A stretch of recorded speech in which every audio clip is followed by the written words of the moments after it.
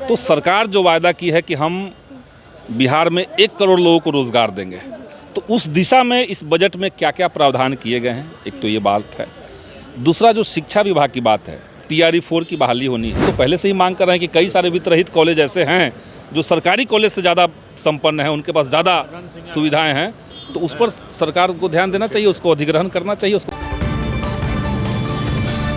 सदन में आज बिहार का बजट पेश होना है और शिक्षकों के लिए या फिर शिक्षा विभाग के लिए क्या कुछ खास रहेगा, इस पर भी तमाम लोगों की निगाहें टिकी होगी। खास बातचीत करने के लिए हमारे साथ माले विधायक संदीप सौरभ जी हैं। क्या लग रहा है, क्या उम्मीदें हैं शिक्षकों के लिए? देखिए, हम लोग चाह रहे हैं कि शिक्षा का जब बजट आए, बिहार का जब बजट आए, तो सरकार जो वायदा की है कि हम बिहार में 1 करोड़ लोगों को रोज़गार देंगे, तो उस दिशा में इस बजट में क्या क्या प्रावधान किए गए हैं, एक तो ये बात है। दूसरा जो शिक्षा विभाग की बात है, TRE 4 की बहाली होनी है। और जब बहाली की हम बात करते हैं तो केवल रोज़गार की बात नहीं है।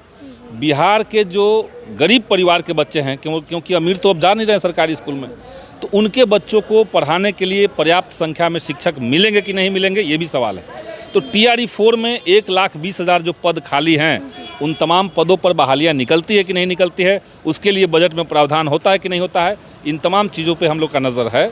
और अगर सरकार उसमें आनाकानी करेगी तो हम लोग उसका विरोध करेंगे, हंगामा करेंगे। कई वित्त रहित शिक्षक भी यहाँ कल पहुँचे थे विधानसभा और अध्यक्ष जी से मुलाकात कर रहे थे, उन लोगों के लिए क्या? वित्त रहित जो बिहार के स्कूल हैं, जो कॉलेज हैं, वो बिहार की शिक्षा व्यवस्था की रीढ़ है और एक बड़ी संख्या में, मतलब सरकारी विद्यालयों से जितने ज़्यादा बच्चे पढ़ते हैं उससे ज़्यादा वित्त रहित से पढ़ाई करके निकल रहे हैं।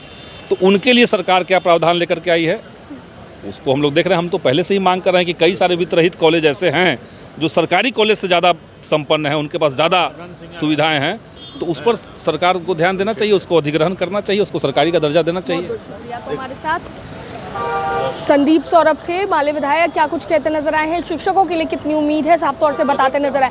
कैमरा पर्सन बबलू के साथ मैं दक्षा पिया, दर्श न्यूज़ पटना।